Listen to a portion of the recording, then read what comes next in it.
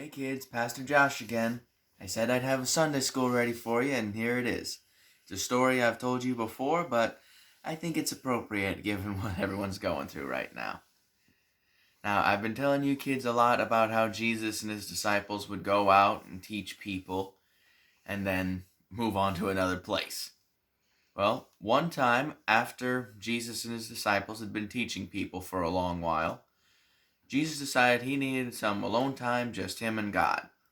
And so he went up to the top of a nearby mountain and then told his disciples, go ahead, head on over to the other side of the lake. I'll meet up with you guys later. Now, the disciples had no idea what to expect after all, how is Jesus going to get all the way across the other side of the Sea of Galilee? Well, but they also knew by this point, you don't argue with Jesus. So they got in the boat, started on their way. And Jesus went up to have his alone time with God.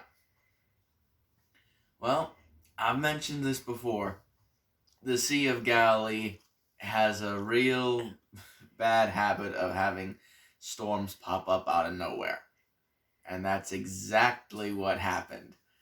So the disciples are maybe halfway across the lake at best when, boom! They get hit by a massive storm. The wind is blowing like crazy. Thunder is rumbling. The rain's coming down, and the waves are threatening to capsize them at any moment. Now, several of the disciples are professional sailors, and they're just about ready for a change of shorts at this point. This is bad. And yet, in all of this, one disciple happens to look out into the distance, and he sees something coming towards them. Can't quite tell what it is, but as it gets closer, that looks kind of like a man. Ah! A ghost! Or at least that's what they thought when they first saw this. But as the shape gets closer, they start to realize that's an awful familiar looking ghost. After a bit, it gets closer and they hear a voice call out to them. And it says, "Don't be afraid, guys. It's me. It's Jesus." Now the disciples look at each other and they can't believe what's going on. I mean, they've seen Jesus do a lot of crazy stuff before, but he's actually walking on water here. Not to mention in the middle of this crazy storm. Well, after a while, Peter, he turns to Jesus and shouts out, "Lord, if that's you, tell me to come out and meet you on the water." And Jesus calls back, "Come." And so Peter, he kind of tentatively gets out of the boat. You can just imagine, can you imagine he's a little jittery about getting that first foot out on the water? And imagine his amazement when he gets his foot out and it holds as if it were concrete. So Peter gets the other foot out of the boat and he starts to walk on the water towards Jesus.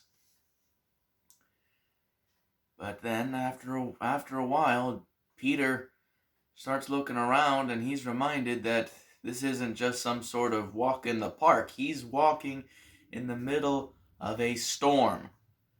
Winds blowing, thunder crashing, lightning flashing, waves rolling. And for a split second, his faith wavers. And he starts to sink. But his sandals have barely even gotten wet, and Peter cries out, "Lord, save me!" And Jesus walks right up to Peter, grabs him by the hand, and pulls him back up. And as they start walking back towards the boat, Jesus turns to Peter and says, "You of little faith, why did you doubt?" I mean, he's not judging Peter here. He's trying to teach Peter. He's asking, "What do you need me to help you with? so that this doesn't happen again, kind of thing. And then the two make it back to the boat. They get back in the boat. And just like that, the storm is gone. And again, the disciples can't believe just what they've seen. So how exactly does that apply to us today? Well, it's simple, really. What we're going through right now, a lot of people are probably referring to as a storm. And when the storms of life come and hit us, we don't have to be afraid because we serve the God that is master of the wind and waves. And just as Jesus can walk through the storm without any trouble, he enables us to do the same.